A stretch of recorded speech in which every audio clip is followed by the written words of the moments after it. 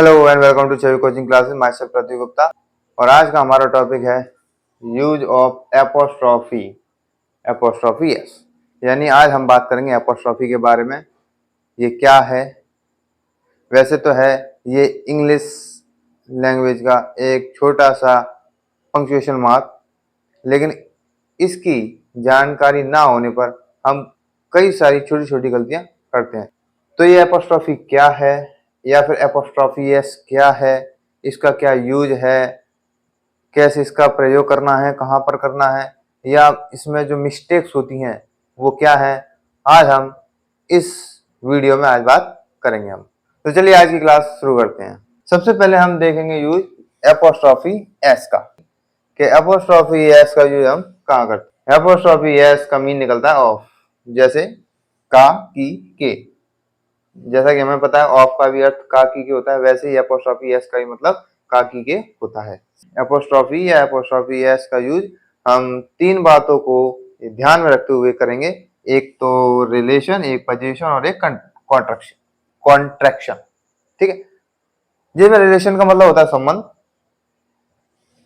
Position का मतलब होता है अधिकार, कॉन्ट्रैक्शन मतलब संकुचन।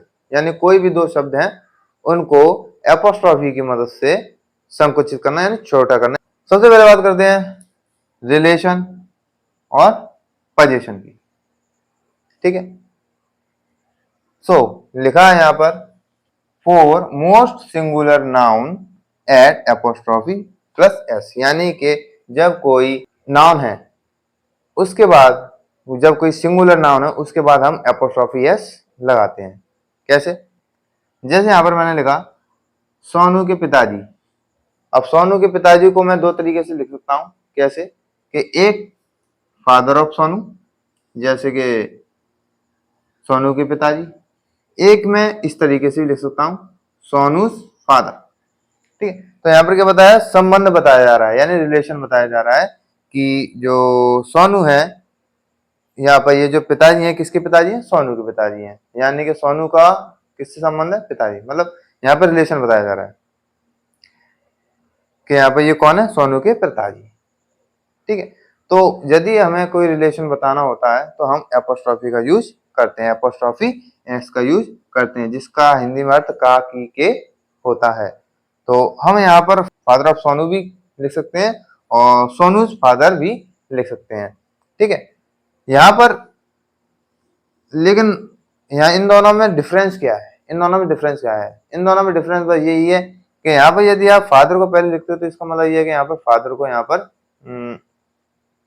अधिक ध्यान में रखा गया है, और यदि आप सोनू फादर लिखते हैं तो यहाँ पर सोनू को ध्यान में रखा हुआ है। यहाँ पर जो सोनू पर जोर दिया गया है और यहाँ पर सोनू के फादर पर जोर दिया गया है। ठीक है,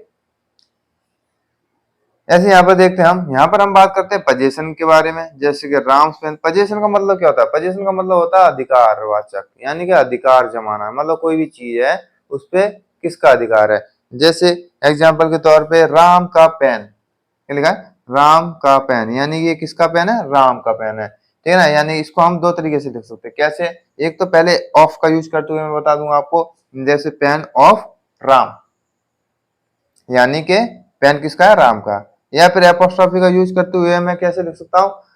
राम्स पेन, यानी कि राम का पेन। तो यहां पर पेन पर जोर दिया गया है और यहां पर राम को जोर दिया गया है। ठीक है ना, हालांकि ग्रामर में आपको कोई ये नहीं पूछेगा, ये तो कैटेगराइज कर दिया गया है, रिलेशन, पोजीशन, कॉन्ट्रैक्शन।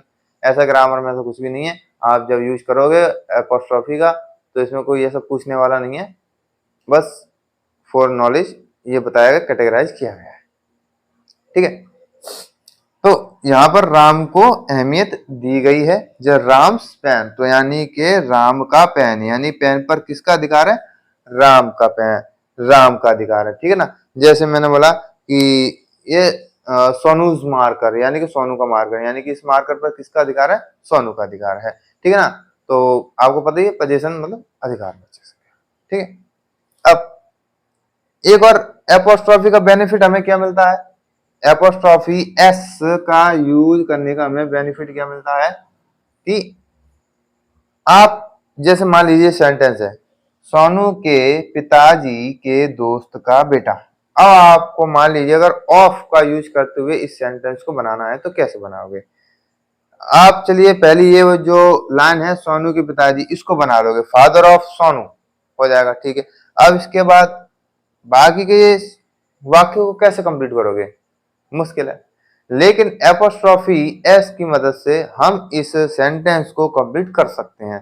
कैसे कि सोनू के पिताजी यानी कि सोनूस फादर, पिताजी के बे दोस्त यानी कि फादर्स फ्रेंड, दोस्त का बेटा यानी फ्रेंड सन। तो हम इस पूरे सेंटेंस को सोनू के पिताजी के दोस्त का बेटा को हम एपोस्ट्रोफी एस की मदद से पूरा कर सकते हैं। सोनूस फादर्स फ्रेंड्स सन। क्लियर। तो सबसे पहला तो रूल्स हमने यही देखा। रूल नंबर 1 है एपोस्ट्रोफी कि हमें एपोस्ट्रोफी एस का यूज कब करना है, जब नाउन सिंगुलर हो।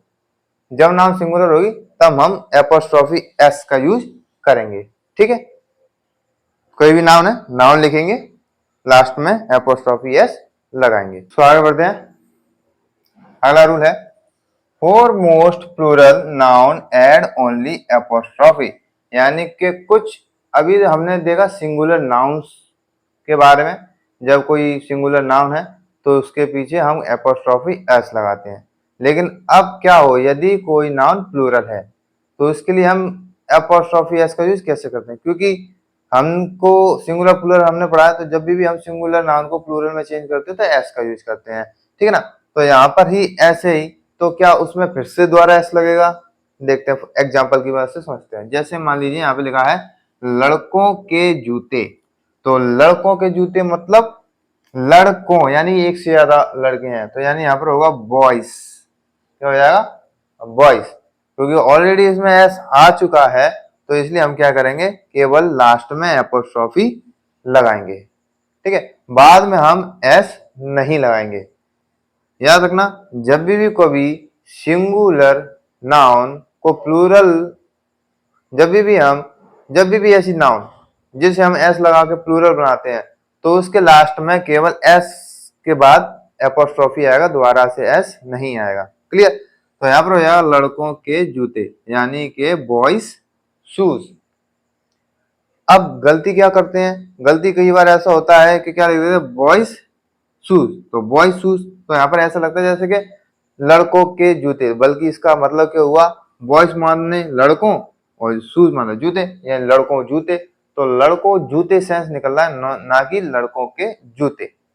और यदि हम इसकी बात करें एक ये भी हो सकता है कि बॉयज शूज, तो यहाँ पर हमने एपोस्ट्रोफी लगा दिया, तो यहाँ पर ये जो बॉय लिखा है यहाँ पर इस बॉय का मतलब है सिंगुलर यानी कि एक लड़के की बात हो रही है, तो यहाँ पर इसका मतलब हुआ लड़के का जूता, मतलब जूते, लड़के के जूते, यानी यहाँ पर एक लड़का है। तो याद रखिए जब भी आप कभी ऐसी नाउन लेते हैं जो कि प्लूरल है तो उसमें हम और जो एस लगाकर, मतलब एक ऐसी नाउन जिसको हम एस लगाकर प्लूरल बना रहे हैं तो उसमें लास्ट में केवल एपोस्ट्रोफी आएगा, एस नहीं लगेगा। क्लियर। ऐसी एक और एग्जांपल देखते हैं, जैसे फलों के नाम, ठीक है, फलों के नाम। तो यदि हमें लिखना है फलों के नाम तो उसके लिए हम क्या यूज करेंगे फ्रूट्स, फ्रूट्स नेम, फ्रूट्स, क्योंकि फ्रूट एक वचन हो गया, फ्रूट्स बहुवचन प्लूरल हो गया, तो यहाँ पर फ्रूट्स यानी कि फलों, और के लिए हम क्या लगाएंगे केवल एपोस्ट्रोफी लगाएंगे, एस नहीं लगाएंगे क्योंकि एस ऑलरेडी पहले लग चुका है। और नेम यानी फलों के नाम। अब यदि मान लीजिए एपोस्ट्रोफी नहीं लगाते, अगर इस टाइप से लेते हैं फ्रूट्स नेम, यहाँ पर भी साउंड कर रहा है फ्रूट्स नेम, देखो ये भी साउंड फ्रूट्स, ये भी फ्रूट्स, ये भी फ्रूट्स, तीनों ही फ्रूट्स साउंड कर रहे हैं, लेकिन दिक्कत है, दिक्कत क्या है, यहाँ पर देखिए फ्रूट्स लगा दी, चलो ठीक है, फलों, फलों हो गया, और यहाँ पे नाम, फलों नाम, लेकिन का सेंस तो आया नहीं, क्यों, क्योंकि यहाँ पर एपोस्ट्रोफी लगा नहीं है।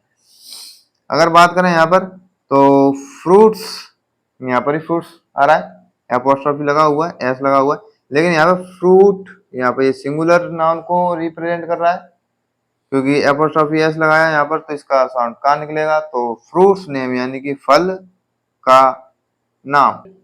तो हमने कहाँ गलती करते हैं, यहाँ पर जब भी हमें कोई ऐसी नाउन जो कि प्लूरल है जिसको हम एस लगाकर प्लूरल करते हैं तो हमेशा याद रखना लास्ट में उसके एपोस्ट्रॉफी आएगा आगे उसके, या फिर हम ऐसा करें कि एपोस्ट्रॉफी एस एक और लगा दे तो ये नहीं लगेगा। क्लियर? आगे बढ़ते हैं। For plural nouns that do not end in S add apostrophe S. तो ऐसी नाउन जो प्लूरल तो है लेकिन लास्ट में एस नहीं है, तो उनके लास्ट पे हम एपोस्ट्रॉफी लगाएंगे और एस लगाएंगे। जैसे कि बच्चों के खिलौने, यानी बच्चों के खिलौने यानी चिल्ड्रंस टॉयज। तो चिल्ड्रन यहाँ पे ये प्लूरल नाउन है, प्लूरल है, और ये एस से एंड नहीं हो रही है, तो इसलिए हम यहाँ पर का की के का सेंस लगाने के लिए हम एपोस्ट्रॉफी एस का यूज करेंगे। ऐसे यहाँ पर आदमियों के कपड़े, यानी कि यहाँ पर आदमी जो है प्लूरल है, तो हमने यहाँ पर MEN मैन ये प्लूरल नाउन है जिसमें एपोस्ट्रॉफी एस यानी कि का सेंस लगा के हमने, और क्लॉथ यानी कपड़े यानी मेंस क्लॉथ यानी कि आदमियों के कपड़े सेंस बनना। ठीक है, आगे बढ़ते हैं, बात करते हैं कॉन्ट्रैक्शन फॉर्म की। कॉन्ट्रैक्शन एंड ओमिशन, ये क्या है?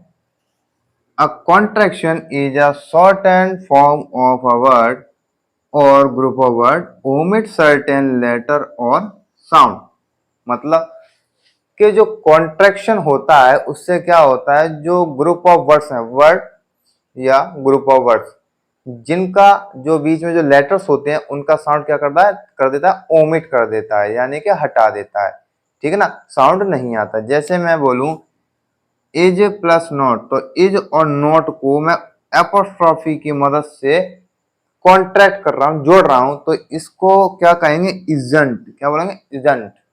तो ओ इज नॉट, ओ जो ओ का साउंड था वो नहीं आ रहा है, इजंट, यानी कि कॉन्ट्रैक्शन हो गया, छोटा हो गया वर्ड, यानी यहाँ पे दो वर्ड मिलकर एक वर्ड बना रहे हैं इजंट, तो यहाँ पर ओ का साउंड ओमिट हो चुका है। ठीक है, ऐसे ही हैज नॉट, तो ये हो गया हैजंट,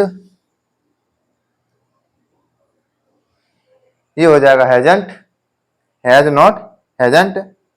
दे प्लस आर, तो देयर, यहाँ पे दे प्लस आर, आर आ, तो आ का साउंड यहाँ पर ओमिट हो चुका है, हट चुका है, तो ये हो जाएगा देयर। तो यहाँ पे दे प्लस आर, ये हो जाएगा देयर, यहाँ पर आ का साउंड हट चुका है, देयर। यहाँ पे इट प्लस इज, तो ये हो जाएगा इट्स, इट इज, तो इज ई, तो यहाँ पर ई का साउंड हट चुका है, ओमिट हो चुका है, तो ये हो गया इट्स। ठीक है, तो यहाँ पर कॉन्ट्रैक्शन, यहाँ पर जो एपोस्ट्रॉफी का जो यूज है, यहाँ पर केवल दो शब्दों को मिलाने के लिए, दो वर्डों को मिलाने के लिए किया जाता है। ठीक है ना, कॉन्ट्रैक्ट किया जाता है उसका। ठीक है, जैसे कि is not isn't, has not hasn't, they are they're, is it is it's. Okay, ऐसे कई सारे वर्ड हैं जिनको एपोस्ट्रॉफी की मदद से हम कॉन्ट्रैक्ट करते हैं। ठीक है, अब बात करते हैं मिस्टेक्स के बारे में। हम एपोस्ट्रॉफी का यूज करते हुए हम क्या मिस्टेक करते हैं, कहां पर करते हैं, इसके बारे में। तो अब बात करते हैं कॉमन मिस्टेक्स के बारे में, वो क्या क्या मिस्टेक्स हैं जहां पर एपोस्ट्रॉफी का यूज करने में हम मिस्टेक्स करते हैं। तो सबसे पहले तो इट्स, इट्स का मतलब होता है इसका, देखो यहाँ पे देखो तीन तरीके के इट्स हैं। इट्स आप देखेंगे three types of its, it's, it is और इट्स। इन तीनों में फर्क क्या है, इन तीनों में फर्क क्या है? आपने कई बार देखा होगा इंस्टाग्राम पे या फेसबुक पे कई सारे बच्चे, कई जो लोग हैं वो अपने नाम को इस टाइप से लिखते हैं, इट्स राहुल इस टाइप से, या इट्स मोहिनी, या कुछ भी हो सकता है, आप इस टाइप से नाम देखेंगे, लेकिन ये गलत होता है। यहाँ पर ये एक पजेसिव फॉर्म है, ये एक पजेसिव फॉर्म है। इट्स, इट्स का मतलब होता है इसका, तो इसका मतलब है इसका राहुल, बल्कि वो लिखना क्या चाह रहे थे, इट इज राहुल, यानी कि मैं राहुल हूं, यानी इट इज राहुल, यानी कि वो इट्स लिखना चाह रहे थे लेकिन लिख दिया उन्होंने क्या, इट्स, क्योंकि एपोस्ट्रोफी के बारे में उनको मालूम नहीं है और उन्होंने लिख दिया इट्स। तो हमेशा याद करें, रखें, ये जो इट्स है ये एक पजेसिव फॉर्म है। ठीक है ना, यहाँ पर ये जो इट इज है यही सही है, इट इज यानी it is Rahul, it is Rahul मतलब इसको हम कॉन्ट्रैक्शन फॉर्म में लिखेंगे तो क्या हो जाएगा, इट्स, यानी इट्स राहुल, यानी कि मैं राहुल या फिर ये राहुल है। ठीक है, तो यहाँ पर आप यदि एपोस्ट्रॉफी नहीं लगाते हैं तो यहाँ पर आप मिस्टेक कर रहे हैं। आपको यदि बताना है इट इज राहुल, तो यानी इट्स राहुल लिखना चाह रहे हैं तो एपोस्ट्रोफी का एस होगा। क्लियर, यहाँ पर एक मिस्टेक करते हैं। दूसरी मिस्टेक यहाँ पर होती है, जैसे मान लीजिए कि मुझे लिखना है जैसे लड़कों के जूते, तो यहाँ पर क्या होगा, लड़कों यानी कि बहुत सारे बच्चे हैं, तो बॉयज लगा हुआ है, बॉयज प्लूरल है तो एस लगा के हमने प्लूरल किया और फिर बाद में एपोस्ट्रोफी लगाया। याद रखना, एपोस्ट्रोफी एस का यूज हम सिंगुलर नाउन के साथ करते हैं, ऐसी नाउन के साथ नहीं जिसमें एस लगाकर उसको प्लूरल किया जाए, ठीक है ना, तो उसमें केवल एपोस्ट्रोफी का यूज किया जाता है। ठीक है, तो बॉयज शू ये सही है। यहाँ पर बॉयज, यहाँ पे एपोस्ट्रोफी नहीं लगा है तो इसका मीन निकलना है लड़कों जूते।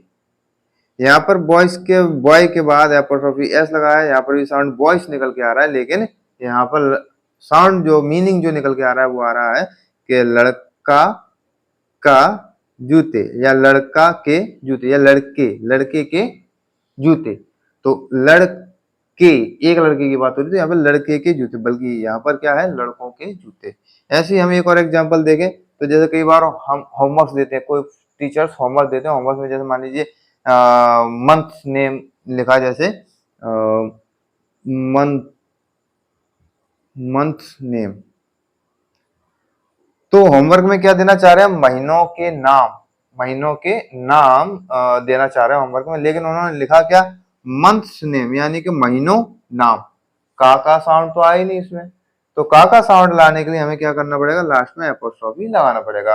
मंथ्स नेम यानी महीनों के नाम।